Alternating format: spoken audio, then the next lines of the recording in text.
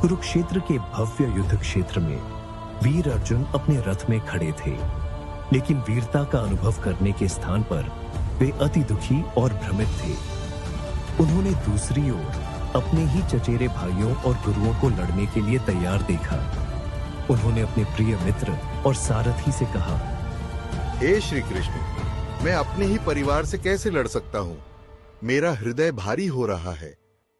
भगवान श्री कृष्ण ने एक कोमल मुस्कुराहट के साथ अपने मित्र को देखा।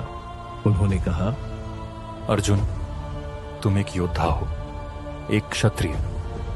जो सही है उसके लिए लड़ना तुम्हारा कर्तव्य है, तुम्हारा धर्म है। डरो मत। श्री कृष्ण ने समझाया, शरीर कपड़ों की तरह है। जैसे हम पुराने होने पर अपने कपड़े बदलते हैं, वैसे ही आत्मा एक पुराने शरीर को छोड़कर एक नया शरीर ले लेती है। आत्मा कभी नहीं मरती। इसलिए जिन लोगों को तुम देखते हो वे केवल उनके शरीर से कहीं अधिक हैं। उनकी आत्माएं शाश्वत हैं। इसे इस तरह से सोचो। श्री कृष्ण ने कहा, जब तुम कोई खेल खेलते हो तो तुम अपना हिस्सा पूरे हृदय से खेलते हो, है ना?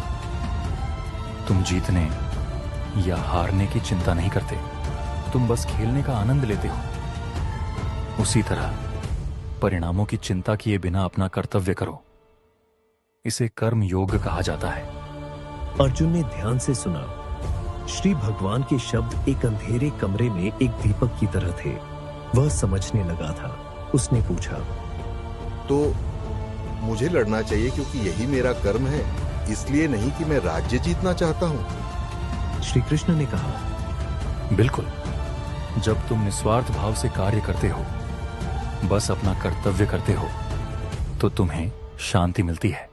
अपने सभी कार्यों को भगवान को अर्पित करो। यह तुम्हारे प्रेम और भक्ति को दिखाने का एक तरीका है और इसे भक्ति योग कहा जाता है। श्री कृष्ण ने अर्जुन को 3 गुणों सत्व, रजस और तमस के बारे में भी सिखाया। ये गुण हर चीज और हर किसी में हैं अर्जुन। उन्हें समझो और तुम समझ जाओगे कि लोग वैसा क्यों करते हैं। उनसे ऊपर उठो और संतुलित रहो। श्री भगवान ने अपने मित्र के कंधे पर हाथ रखते हुए कहा, स्मरण रहे अर्जुन, मैं सदैव तुम्हारे साथ हूं। जहां भी अच्छाई, सच्चाई और धार्मिकता है, मैं वहां हूं।